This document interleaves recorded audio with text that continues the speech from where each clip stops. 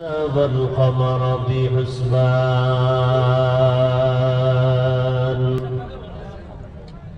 والنجم والشجر يسجدان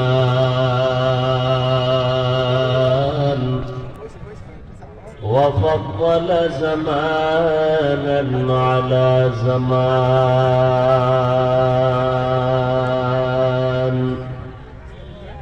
كما فضل مكانا على مكان وإنسانا على إنسان ونشهد أن لا إله إلا الله وحده لا شريك له لا ضد له ولا ند له ولا مثل له ونشهد أن سيدنا وسندنا وحبيب ربنا وطبيبنا وطبيب قلوبنا ومولانا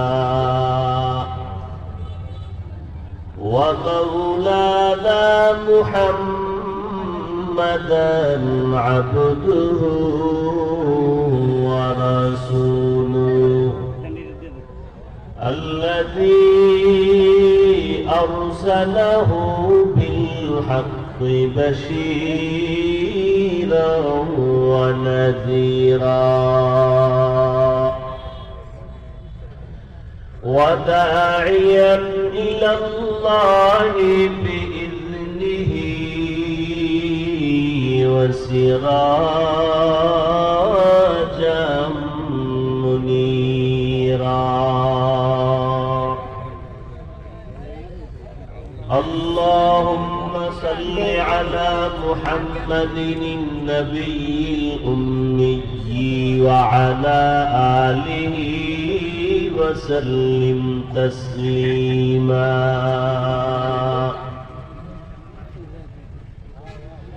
وبعد فأعوذ بالله من الشيطان الرجيم بسم الله الرحمن الرحيم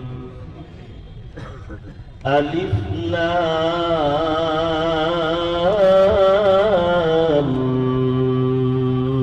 ميم ذلك الكتاب لا ريب فيه هدى للمتقين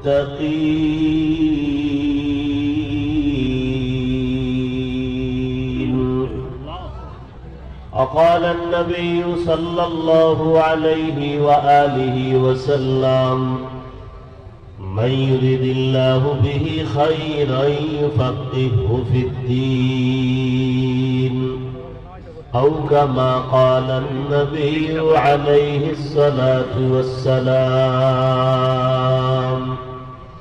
صدق الله مولانا العظيم وصدق رسوله النبي الأمي الكريم ونحن على ذلك من الشاهدين والشاكرين والذاكرين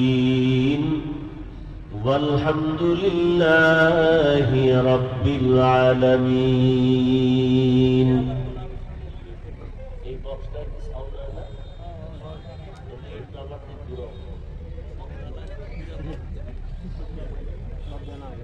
سبحانك لا علم لنا إلا ما علمتنا إنك أنت العليم الحكيم رب اشرح لي صدري ويسر لي أمري واحلل عقدة من لساني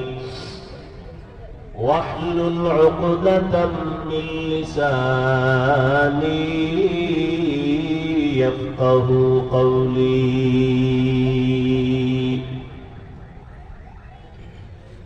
मैं तो रूह मजबूर ऐ सैयद आलम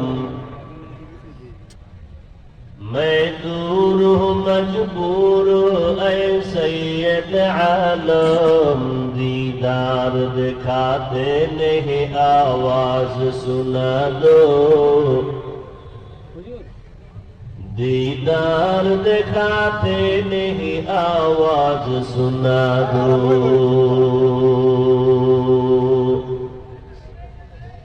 मैं सूरत यूसुफ को नहीं चाहने वाला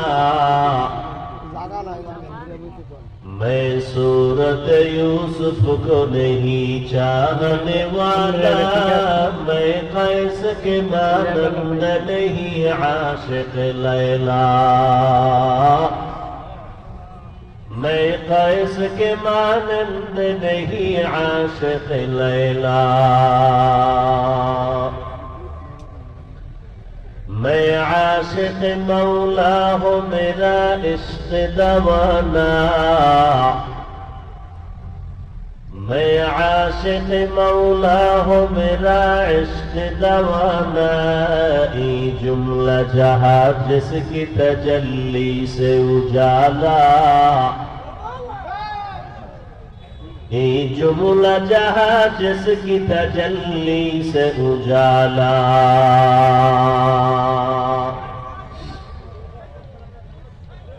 জাতীয় ওলামা মাশায়েখ আইম্মা পরিষদ রূপগঞ্জ থানার উদ্যোগে আয়োজিত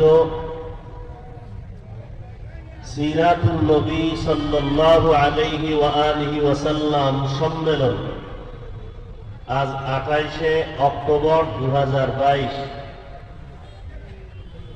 ঐতিহাসিক মুরাপাড়া সরকারি বিদ্যালয় মাঠে আয়োজিত মহতি এ মাহফিলে উপস্থিত মুহতারাম সম্মানিত সভাপতি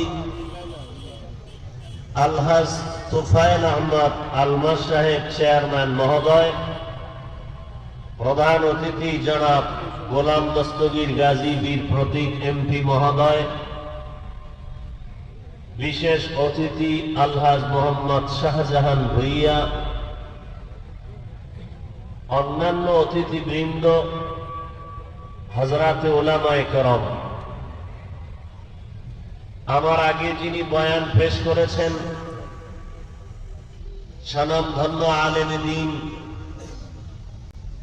জাতীয় মসজিদ বাইতুল মুকাররমের স্বনামধন্য খতিব, ঐতিহ্যবাহী গোপালগঞ্জ টুঙ্গিপাড়া থানার অন্তর্গত গওহারডাঙ্গা মাদ্রাসার স্বনামধন্য মহাপরিচালক হযরতুল আল্লাম মুফতি রুহুল আমিন সাহেব দামাত বারাকাতুহুম, আল্লাহ পাকের দরবারে লাখ কোটি শুকর যে আজ আমাদেরকে হাজারো লাখ মানুষের মধ্য থেকে বাছাই করে সুন্দর পরিবেশ বেহেশতের বাগানে আসা বসার তৌফিক দান করেছেন। নিয়ামতের শুকর আদায়ার্থে মুহাব্বতের সাথে পড়ি আলহামদুলিল্লাহ।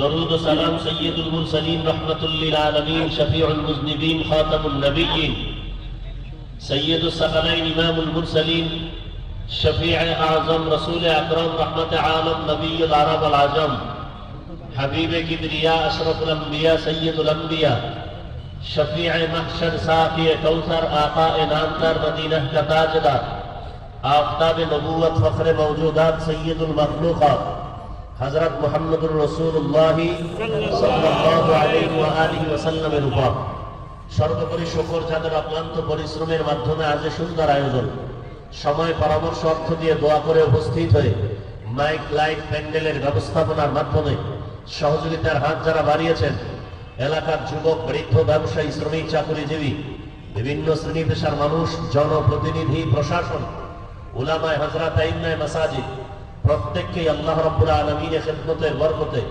দুনিয়াতে শান্তি, পরকালে চিরমুক্তির ব্যবস্থা করে দিন। বিশেষ করে চেয়ারম্যান সাহেব যথেষ্ট মেহনত করেছেন, উলামায়ে কেরামদের পাশে দাঁড়িয়েছেন। এরকম যদি সারা দেশের জনপ্রতিনিধি, এমপি, মন্ত্রী মহোদয়, পাশাপাশি প্রশাসন, যারা জনপ্রতিনিধির দায়িত্ব পালন করেন, উলামায়ে কেরামের পাশে দাঁড়ান, এর দ্বারা জনপ্রতিনিধি এবং প্রশাসনে যারা আছেন এদের সম্মান বেড়ে যাবে এবং হাজারো লাখো মানুষের দোয়া পাবেন। আমরা দোয়া করি আজ এই মাহফিল থেকে আল্লাহ পাক চেয়ারম্যান সাহেব, মন্ত্রী মহোদয় সহ আল্লাহ তাদেরকে উলামায়ে কেরামের পাশে থেকে দেশ ও জনগণের খেদমতের পাশাপাশি দ্বীন ও ইসলামের খেদমত করার তৌফিক দান করেন। ইজ্জত, হায়াত, সম্মান আল্লাহ বেশি বেশি বাড়ায় দেন। মুসিবত থেকে আল্লাহ হেফাজত করেন। উলামায়ে কেরামদেরকে যথেষ্ট পরিমাণ শ্রদ্ধার সাথে মন্ত্রী মহোদয় বক্তব্য দিয়ে বিদায় নিয়েছেন। আমরা চাই দেশের সবাই, আল্লাহ পাক কোন বান্দার দ্বারা দুনিয়ার সব কাজ আঞ্জাম দিবেন না, আর সেই যোগ্যতাও আল্লাহ সবাইকে দেন নাই। আমি মসজিদ উঠায় দিলে ভেতরে গিয়া নামাজের ইমামতি করতে পারবো, মসজিদ উঠানোর মতো ক্ষমতা, বুদ্ধি, মেধা আমার নাই। আবার যাকে মসজিদ উঠানোর মতো মেধা, অর্থ, ক্ষমতা দিয়েছেন ওই বান্দাকে ইমামতি করার যোগ্যতা আল্লাহ দেন নাই। আল্লাহ পাক গোটা দুনিয়ার মানুষকে সামাজিক সুশৃঙ্খলতার জন্য ব্যালেন্স করে দিয়েছেন, কাউকে উপরে কাউকে নিচে, কোনো না কোনো দিক থেকে একজনের সম্মানের এক পর্যায়ে আগানো, অন্য দিক থেকে দুর্বল, আবার আর এক ব্যক্তি অন্য দিক থেকে সম্মানে আগানো, আর এক দিক থেকে দুর্বল। সম্মান দিয়ে যেন মানুষ সবার কাছে সম্মান পায় গুণের কারণে, আর দুর্বল পয়েন্টটা আল্লাহ রাখছেন এই জন্য যে অহংকারী হয়ে না যায়। আল্লাহ ব্যালেন্স করে দিলেন। শুনলাম বাংলাদেশের ইতিহাসে আজ এই ময়দানে প্রথম মাহফিল, এবং সেটা আরো বেশি আনন্দিত যে আহলে হকের ব্যানারে হয়েছে, কোন বাতিলের ব্যানারে নয়। কারণ এখন তো ধান আর চিটা এক হয়ে গেছে, হক বাতিল চিনা বড় কঠিন। মারাত্মক রূপ ধারণ করেছে বাতিলের। কোন বাতিল? বাংলাদেশে ইসলামের লাইনে বাতিল, আমার দেশে ফিতনা, আমার দেশে মারাত্মক বিপদের সংকেত আমাদের ধর্মীয় লাইনে। এজন্য আমি মাঝে মাঝে বলি, আমেরিকায় কোনো একদিন ইসলামের পতাকা দ্রুত কায়েম হয়ে যাবে, রাশিয়ায় পতাকা উড্ডীন হবে, এমনকি ভারতবর্ষে, হিন্দুস্তান, এখানেও ইসলামের পতাকা উড়বে। তবে আমার সোনার বাংলায় ইসলামের পতাকা উঠতে অনেক সময় লাগবে, টুপিওয়ালাদের অনৈক্য আর হিংসার মনোভাবের কারণে। আমি চেয়ারে বসে বলি ওই দল হুজুরেরা কাফের, ওই হুজুরেরা বলে আমরা কাফের। দুই দল হুজুরের কথা প্লাস করলে হয় সব কাফের, কোনো মুমিন নাই, কেউ ভালো নাই, সব কাফের। কে কারে কত বেশি নিচু করতে পারে গালি দিয়া, এই প্রতিযোগিতা চলতেছে।